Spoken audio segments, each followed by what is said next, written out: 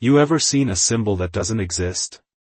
The laughter came easy, sharp and careless, cutting through the dry afternoon air at the outer checkpoint of Fort Ridgeline as 7 soldiers stood in a loose semicircle, their boots grinding against pale gravel, their uniforms crisp, their confidence louder than anything else on that quiet stretch of road, and in front of them stood an old man who didn't seem to belong to any of it, William Carter, 78 years old, shoulders slightly bowed with time but not with weakness, wearing a faded field jacket that looked older than any of the men surrounding him, the fabric worn thin at the cuffs, the color somewhere between olive and memory, and pinned just off-center on his chest was a small piece of metal that didn't shine, didn't catch the sun like proper insignia should, didn't match any rank, any branch, any unit they had ever seen, and that was exactly what caught their attention. "Come on, old-timer," Specialist Ryan Cole said, stepping forward with a grin that never reached his eyes, his hand resting casually on his vest as if authority was something you could wear. "You lost, or is this some kind of costume?"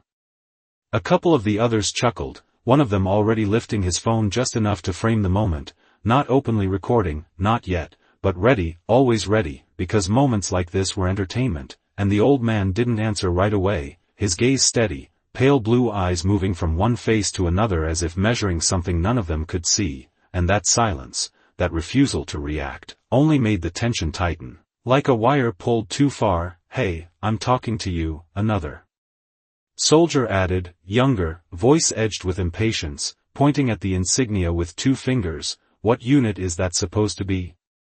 I've been through every database we've got. That thing isn't real." The wind shifted slightly, carrying the dry scent of dust and distant engine hum, tugging faintly at Carter's jacket, and still he said nothing, not defensive, not offended, just present, in a way that didn't fit the scene, and Cole tilted his head, stepping closer now, boots crunching deliberately, his shadow falling across the old man's chest as he leaned in just enough to look directly at the insignia. "You know what I think?" he said, voice lower. Now, almost conversational. "I think you found that in a pawn shop somewhere off Highway 60 and figured nobody would check." A few of the others laughed louder this time, more confident, feeding off each other, and one of them finally lifted his phone fully, the camera lens catching a brief glint of sunlight. "Say that again," he muttered, half to himself, half to the screen, while Carter's eyes flicked toward the movement for just a second before returning to Cole, unbothered, unmoved. "You got ID?" Cole pressed, straightening up, the casual tone fading into something firmer, procedural, "because right now, you're standing at a restricted access point wearing something that doesn't belong to any recognized unit, and that makes you a problem." The words hung there, heavier than they needed to be, and for a moment, the only sound was the low rattle of a flag somewhere above them snapping in the wind. Carter's hand shifted slightly at his side, not defensive, just adjusting, as if he had all the time in the world, and when he finally spoke, his voice was quiet, rough with age but steady, carrying more weight than volume ever could. "That insignia," he said, eyes never leaving Cole's, "wasn't made to be recognized." The sentence landed oddly, not dramatic, not defiant, just final, and for a split second, something flickered across one of the soldiers' faces, confusion maybe, or the faintest hint of doubt, but it was gone as quickly as it came, drowned out by another scoff, another shake of the head, another step forward as Cole reached out, not aggressively, just enough to tap the edge of the worn metal with a single finger. "Yeah?" he said with a smirk. Then what was it made for? And the moment his skin made contact, the air seemed to still, not visibly, not in a way anyone could point to, but something shifted, subtle and deep, like the ground beneath a structure settling after a long, unseen strain, and Carter's gaze hardened just a fraction, not anger, not even warning, just a line being drawn without a word, while somewhere behind the circle, unnoticed by most, Sergeant Daniel Hayes had stopped mid-step, his eyes narrowing as he watched the old man not react the way anyone else would have, not defensive, not confused, but steady in a way Hayes recognized without understanding why, a quiet that didn't belong to weakness, and for the first time since the laughter started, something felt off. The fingertip lingered on the dull edge of the insignia for just a moment too long, and Ryan Cole smirked as if he had proven something, as if contact alone had stripped it of whatever quiet weight it carried. feels like scrap metal to me," he said, pulling his hand back and wiping his fingers against his glove with exaggerated disgust, drawing another round of laughter from the men behind him. But William Carter did not move. Not a flinch, not a breath out of place, only that same stillness. Settling deeper into his frame, the kind that did not belong to hesitation but to memory, and though nothing changed on the surface, something shifted behind his eyes, something distant and heavy, like a door opening far away where no one else could see. The afternoon sun faded for him, replaced by a dim, overcast light that carried no warmth, the air thick and unmoving, the sound of wind replaced by a low, constant hum of machinery straining against limits, a younger version of his hands. Steady and unshaking, holding that same piece of metal before it was worn, before time had dulled its edges, pressing it into the palm of another man whose uniform bore no name, no flag, only mud and silence. "You do not wear this unless you walk away," the voice had said back then, calm, certain, as if stating a law that did not need explanation, and just as quickly as it came, the memory receded, leaving only the echo of it in Carter's posture, unchanged to the outside world, but anchored somewhere far deeper than any of the soldiers in front of him could understand. "Hey, you still with us?" one of them snapped, waving a hand in front of Carter's face, mistaking stillness for confusion. "Or did we short-circuit you?" More laughter followed, louder now, more confident, feeding off the lack of resistance, because in their world, silence meant weakness, meant surrender, meant they were winning, and none of them noticed the way Sergeant Daniel Hayes had taken another step closer. Without meaning to, his eyes fixed not on the insignia, but on Carter's stance, the way his weight was balanced evenly despite his age, the way his shoulders remained relaxed but ready, the way his gaze never darted, never searched for approval or escape. It was a presence Hayes had seen before, not often, and never in places like this, and it unsettled him in a way he could not explain. "Cole," Hayes called out, keeping his tone neutral, controlled. "That is enough." But Cole barely glanced back, dismissing him with a slight wave of his hand. "Relax, Sergeant, we are just having a conversation," he said, turning back to Carter with that same easy arrogance. "Right? Nothing wrong with asking questions." Carter's eyes shifted then, not to Cole, but past him, briefly landing on Hayes, and for a fraction of a second, something passed between them, not recognition, not familiarity, but understanding, the kind that did not need words, and Hayes felt it hit him like a quiet warning he could not ignore, his jaw tightening slightly as he reached for the radio at his shoulder, hesitating only a moment before pressing it, turning just enough so the others would not hear the edge in his voice. "Command, this is Sergeant Hayes at Outer Checkpoint 3, I need a quick verification on a name," he said, keeping it low, controlled, while behind him the laughter continued, the soldiers still circling, still prodding, still unaware that something had already begun to move beyond their reach. "Name?" the voice on the other end responded, routine, unbothered. Hayes glanced back once more at the old man standing alone in the center of it all, unmoved, unshaken, as if he had stood in far worse places and learned long ago that noise did not matter. "William Carter," Hayes said quietly, and there was a pause on the line, brief but noticeable, just long enough to make the air feel heavier than it had a second ago. The pause on the radio stretched just long enough to be felt, not heard, a subtle shift in rhythm that only someone listening closely would catch, and Sergeant Hayes felt it settle in his chest like a weight he could not explain. "Say again," the voice on the other end replied, no longer casual, no longer routine, and Hayes glanced back at William Carter, still standing in the same place, still surrounded, still silent, as if time itself had decided to move around him instead of through him.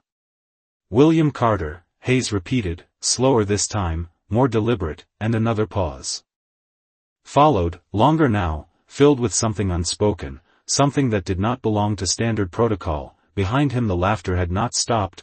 Ryan Cole had turned slightly, addressing the others with a grin as if the moment had already been won. "You know what, maybe we should get this guy a proper badge," he said, gesturing loosely toward Carter's chest. "Something official, something real." A couple of the soldiers laughed again, one of them stepping closer, squinting at the insignia as if trying to force it into something familiar. "It does not even have a serial marking," he muttered, shaking his head, "not even close to regulation." But Hayes barely heard them now, his focus locked on the radio as the voice returned, lower, tighter, stand by, and then the line went quiet, not disconnected, not static, just waiting, and that silence carried more weight than any immediate response could have. Hayes felt his grip tighten slightly around the device, his instincts pulling at him in a direction his rank did not fully justify, because something about this was no longer small, no longer contained, and across the checkpoint, Carter shifted his gaze again,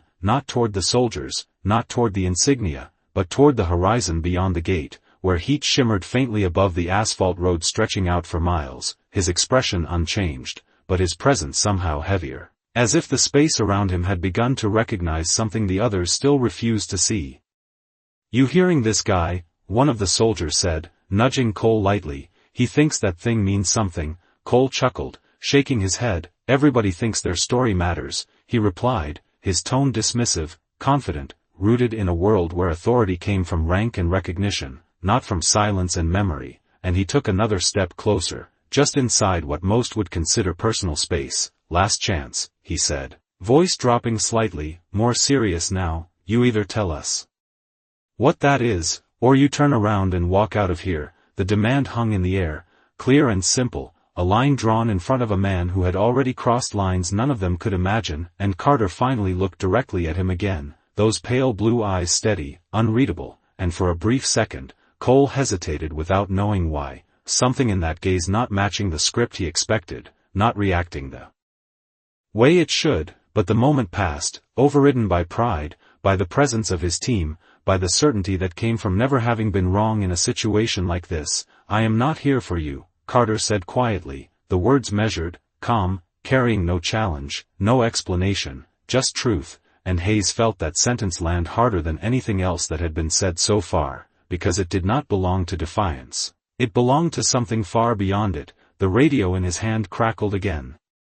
Sharper this time, urgent in a way that snapped his attention back instantly. "Sergeant Hayes," the voice came through, no longer neutral, no longer controlled. "Who else is with him?" Hayes straightened slightly, eyes flicking over the group. "7 soldiers, checkpoint detail," he answered, and there was no pause this time, only a quick intake of breath on the other end before the response came, firm and immediate. "Do not let anyone touch that insignia again." Hayes did not move right away, but something in his posture changed, subtle yet unmistakable, like a line had just been drawn inside him, and for the first time since the encounter began, his voice carried a weight that cut clean through the lingering laughter. "That is enough," he said, louder now, firm, not a suggestion this time but an order, and the shift was immediate, not because of the volume, but because of the tone, the kind that came from certainty, from something unseen backing it. Ryan Cole turned, irritation flashing across his face. "Sergeant, with all due respect, we are handling this," he replied, his confidence still intact but edged now with a hint of resistance, the others quieting slightly, sensing the change but not yet understanding it. Hayes stepped forward, closing the distance just enough to place himself between Carter and the group, not aggressively, not confrontational, but decisively. "I said step back," he repeated, and this time there was no room for interpretation. The wind picked up again, tugging at loose fabric, carrying dust across the checkpoint in thin swirling lines, and for a moment no one spoke, the air tightening as authority shifted in a way none of the younger soldiers had expected. Cole exhaled sharply through his nose, glancing at the others as if weighing whether to push further, but something in Hayes's expression made him pause, not fear, not exactly, but recognition that this had moved beyond a simple interaction. "This is not standard procedure," Cole muttered under his breath, stepping back half a pace, more out of calculation than compliance. The others followed more slowly, their earlier energy fading into something uncertain, their eyes drifting back to the insignia now not with mockery but with a quiet, growing unease. As if the object itself had changed without moving, Hayes kept his gaze forward, but his attention split. Part of him still anchored to Carter, who remained exactly as he had been from the start, unmoved, unshaken, as if none of this had ever truly been about him, and part of him fixed on the radio in his hand, waiting, the silence on the line stretching again, heavier now, charged, until it broke with a voice that was no longer contained. "Sergeant Hayes," it came through, sharper, faster, confirm visual on the insignia. Hayes swallowed once, his eyes dropping briefly to the small piece of metal. Its surface worn, edges softened by time, nothing about it matching regulation, nothing about it explaining the reaction it was causing, and yet everything about it demanding attention. Confirmed, he replied, steady, non-standard, no visible marking. There was movement on the other end, faint but urgent, voices overlapping, a chair scraping, the kind of background noise that did not belong to routine communication. Do not remove it, the voice returned immediately, more forceful now. Do not question it. Do you understand? Hayes felt the weight of those words settle in fully, deeper than protocol, deeper than rank. Yes, sir, he answered, and for the first time since he keyed the radio, his eyes lifted fully to Carter, studying him not as a civilian, not as a problem to be managed, but as something else entirely, something he did not yet have a name for. Behind him, one of the soldiers shifted his weight, the gravel crunching louder than it should have, the sound breaking the stillness in a way that felt almost wrong. What is going on? Another whispered, quieter now, the earlier bravado gone, replaced by uncertainty. Cole did not answer this time, his eyes fixed on Hayes, searching for an explanation he was not going to get, and then, from the road beyond the gate, came a sound that did not belong to the quiet afternoon, low at first, distant, but unmistakable, the steady approach of a vehicle moving faster than anything usually allowed near the checkpoint. Hayes turned his head slightly toward it, his expression tightening just a fraction, because whatever had just been set in motion was no longer a question, it was an arrival. The sound grew louder with each passing second, a low mechanical hum turning into the unmistakable roar of an approaching engine, fast, deliberate, and completely out of place for a checkpoint that usually moved at a controlled, measured pace, and every head turned toward the road as the vehicle came into view, a dark government-issue SUV cutting through the heat shimmer, tires gripping the asphalt with purpose, not slowing the way protocol demanded, not hesitating the way visitors always did. It moved like it belonged, like it had already been cleared before it even arrived, and that alone was enough to drain the last traces of casual arrogance from the soldiers standing there. Ryan Cole straightened instinctively, his posture tightening as training took over, but confusion lingered in his eyes, because nothing about this was standard, nothing about this had been called in through their channel. What the hell? One of the soldiers muttered under his breath, the words trailing off.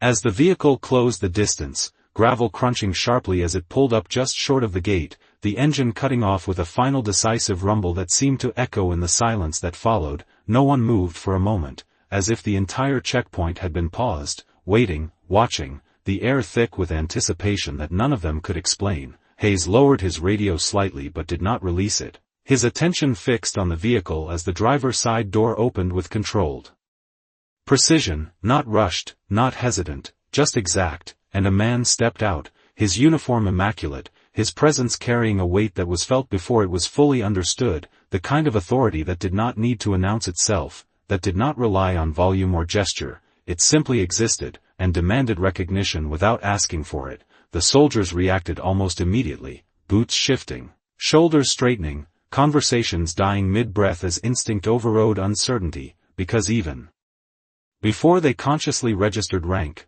they felt it, the gravity of it. The man's gaze swept once across the checkpoint, taking in the scene in a single measured glance, and then it stopped, locked onto William Carter, and something changed, subtle but undeniable, not in posture, not in expression, but in the stillness that followed, as if the moment itself had narrowed to a single point. Stand by, Hayes murmured under his breath, though no one had spoken, though no one needed to be told. The soldiers fell into formation without being ordered, each movement slightly delayed, slightly uncertain, their earlier confidence replaced by a tension they could not name. Ryan Cole swallowed once, his jaw tightening as he adjusted his stance, trying to align himself with the situation, trying to regain control of something that had already moved beyond him. The man from the vehicle began to walk forward, each step deliberate, measured against the gravel, the sound crisp and clear in the quiet. And as he approached, the insignia on Carter's chest seemed to draw his attention like a fixed point,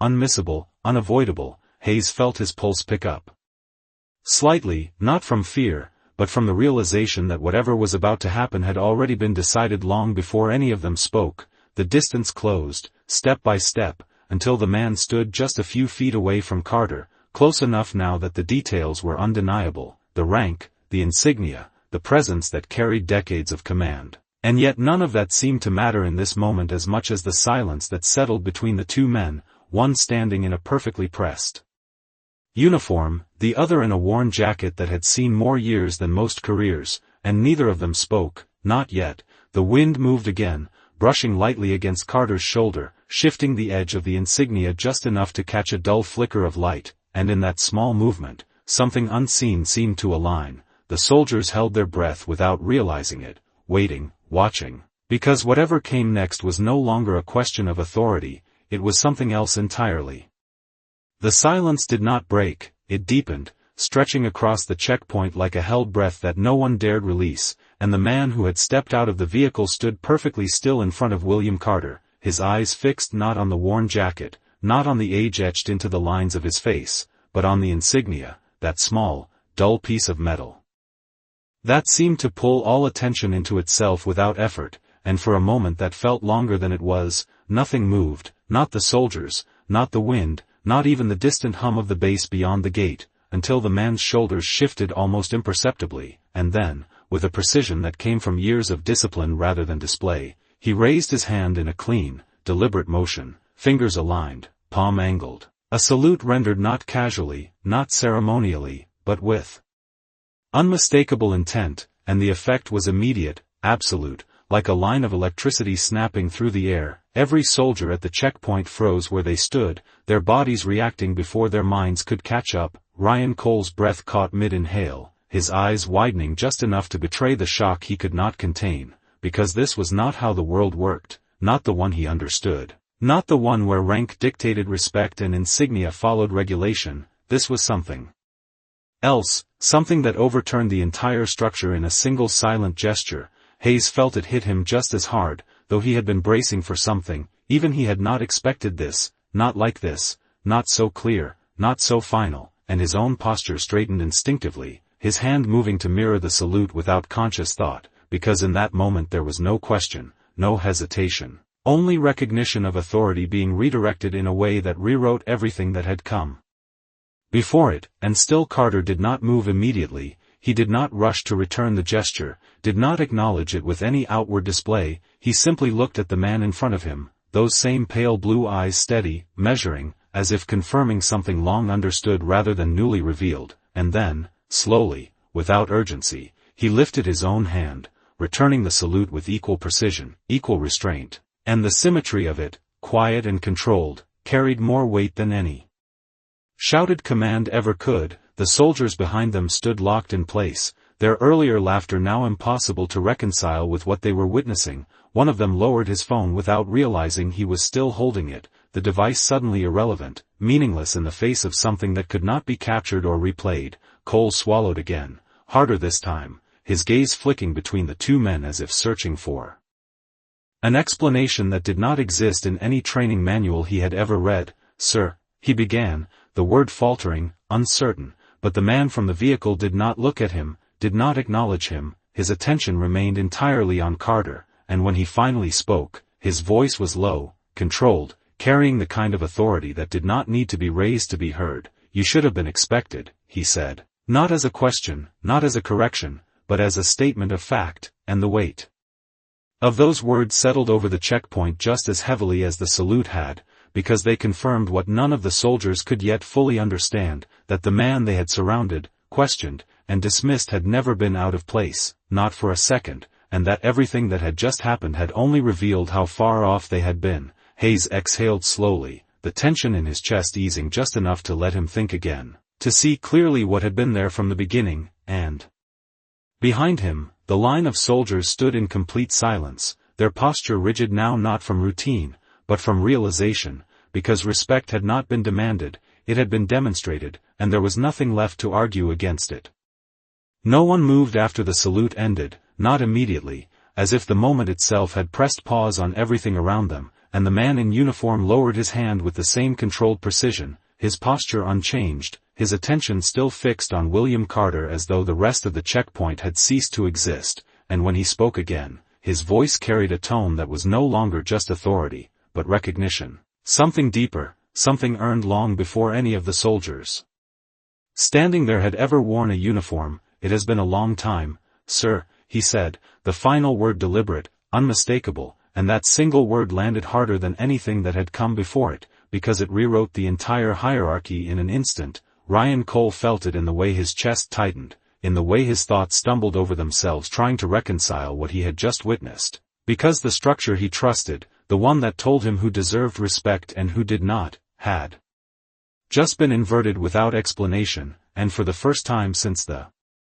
encounter began, he did not have a response, not even a sarcastic one. Behind him, one of the younger soldiers shifted slightly, the movement small but loud in the silence, as if even the gravel underfoot was aware that something had changed. Sergeant Hayes remained still, but his eyes moved between the two men with a clarity that had not been there before, because now he understood, not fully, not in detail, but enough to know that what stood in front of him was not just a veteran, not just a man out of place, but a piece of something larger, something that did not exist in databases or manuals, something that only revealed itself in moments like this. You were not scheduled, Hayes added quietly, more to confirm than to question, and the man from the vehicle gave a slight nod without breaking his focus. He does not need to be, he replied, the word simple, but absolute, and again, there was no room for interpretation, no space left for doubt. Carter's expression did not change.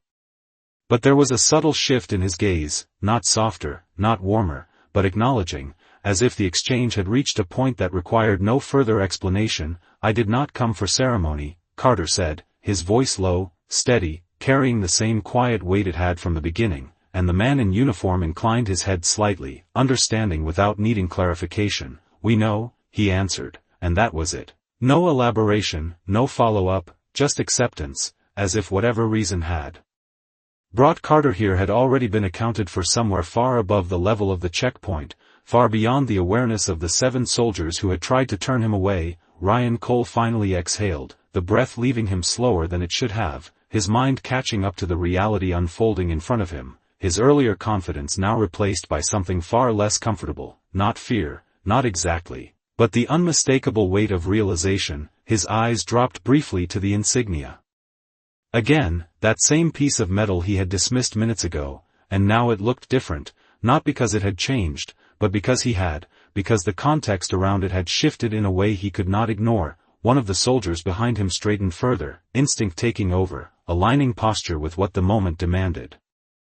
And another followed, then another, until the entire group stood rigid, not because they had been ordered, but because anything less would have felt wrong. Hayes lowered his radio fully now, the tension in his grip easing as the situation moved beyond uncertainty into something defined, something undeniable, and the wind passed through the checkpoint once more, lighter this time, carrying away the last traces of the laughter that had filled the space only minutes ago, leaving behind a silence that was no longer empty, but heavy with understanding, because respect had arrived, not through instruction, not through force, but through truth revealed at exactly the right moment.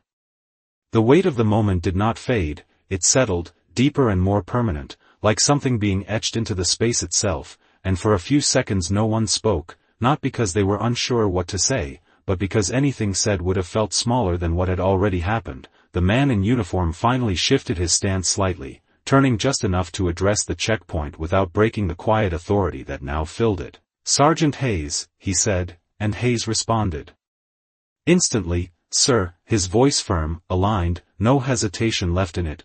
Clear the path. The order came, simple, direct, and Hayes did not question it. He stepped aside immediately, his movement precise, deliberate, signaling the others with a subtle motion that required no explanation, and one by one, the soldiers moved, not hurried, not chaotic, but with a newfound awareness in every step, creating space where moments ago they had formed a barrier. Ryan Cole was the last to shift, his boots pressing into the gravel as he stepped back, his eyes never leaving Carter, not out of defiance now, but because he could not look away, because he was trying to understand something that had already moved beyond understanding. The insignia caught his attention again, that same dull piece of metal that had once seemed meaningless, and now it felt like the center of everything, not because of what it looked like, but because of what it had commanded without effort. Carter remained still until the path was fully clear, his posture unchanged, his presence as quiet and grounded as it had been from the beginning, and then he moved, one step forward, measured, unhurried, as if he had always known this moment would come, as if nothing That had happened before it had altered his course in the slightest. The man in uniform turned with him, not leading, not guiding, but accompanying, maintaining a position just half a step behind, a subtle but unmistakable sign of respect that none of the soldiers missed, because it contradicted everything they had assumed about rank and position. Hayes watched closely, his expression composed but his thoughts sharper now, tracking every detail, every movement, committing it to memory, because he understood that what he was witnessing was not just an event, it was a lesson, one that would not be written down, one that would not be taught in training, but one that would stay with him long after the moment passed. Behind him, the line of soldiers stood rigid, their earlier confidence replaced by a silence that was no longer uncomfortable, but reflective, each of them processing what had just unfolded in their own way. One of them lowered his head slightly, not in shame exactly, but in recognition. Another adjusted his stance, straighter now, more deliberate, as if trying to align himself with something he had only just begun to understand. Cole remained still for a second longer before finally snapping fully to attention, the movement sharp, precise, his earlier hesitation gone, replaced by something more grounded, more aware, his gaze fixed forward now, not on Carter, not on the Insignia, but on the space ahead, because looking directly at what he had misunderstood felt heavier than he was ready for. The wind moved again, softer now, carrying the faint scent of heated asphalt and distant machinery, brushing past the checkpoint as Carter and the man beside him walked through the gate without pause, without ceremony, just movement, quiet and certain. And as they passed, something shifted once more, not in sound, not in sight, but in the way the space felt after they were gone, as if the checkpoint itself had been recalibrated, reset to something more honest. Hayes exhaled slowly, his shoulders easing just a fraction, and for the first time since the encounter began, the tension released not into confusion, but into clarity, because now he knew exactly what had been standing in front of them all along, and why it had never needed to explain itself. The gate did not close behind them, but it might as well have, because everything on one side of it felt different from everything on the other, and the moment William Carter disappeared past the threshold, the silence he left behind remained, heavier than before, settling over the checkpoint like a weight that no one could shake off. The wind moved again across the gravel, but it no longer sounded the same, it no longer filled the space, it only passed through it, as if something had already claimed it. Sergeant Hayes stood where he was for a few seconds longer, his eyes following the path Carter had taken until the figures were no longer visible, and only then did he lower his gaze, exhaling slowly, not from relief, but from understanding, the kind that came all at once and stayed permanent. Behind him, the line of soldiers remained rigid, none of them moving to break formation, not because they had been ordered to hold it, but because stepping out of it too soon felt wrong, like speaking too early after something that deserved silence. Ryan Cole was the first to shift. But even that movement was controlled, deliberate. He relaxed his shoulders slightly, but his posture did not fully drop, his eyes still fixed forward as if replaying the last several minutes in his mind, piece by piece, trying to find the moment where everything had changed, and realizing there had not been one, that it had been there from the beginning, he just had not seen it. One of the younger soldiers cleared his throat quietly. The sound small, uncertain. "Sergeant," he started, but Hayes lifted a hand just slightly, not to silence him harshly, but to hold the moment a little longer, to let it settle completely before anything broke it, and the soldier nodded, falling quiet again. The radio at Hayes's shoulder crackled softly, but he did not reach for it immediately, because for once, the noise of communication felt secondary to what had just been learned without a single formal instruction. Cole finally turned his head, just a fraction, glancing at Hayes with a look that no longer carried defiance or arrogance, only a question he did not know how to ask. Hayes met his gaze briefly, and in that look there was no reprimand, no lecture, only acknowledgement, because he knew that whatever correction needed to happen had already happened, not through discipline, but through reality. Cole nodded once, subtle, almost imperceptible, and straightened again, this time not out of reflex, but out of choice. Behind them, the road stretched out the same as it always had, the checkpoint unchanged in structure, the barriers, the signs, the lines of gravel and asphalt exactly where they had been before, and yet none of it felt the same, because now it carried context, now it carried a memory that would not fade with the end of a shift or the passing of time. Hayes finally reached for the radio, his voice calm, steady, as if nothing unusual had occurred. "Checkpoint 3 is clear," he said, and the words were true, but not in the way they would have been an hour ago, because clear did not just mean empty anymore, it meant understood. The wind picked up once more, lifting a thin layer of dust into the air before letting it fall again, and as it settled, the checkpoint returned to its rhythm. Vehicles would come and go, orders would be given and followed, but something fundamental had shifted beneath it all, something quiet.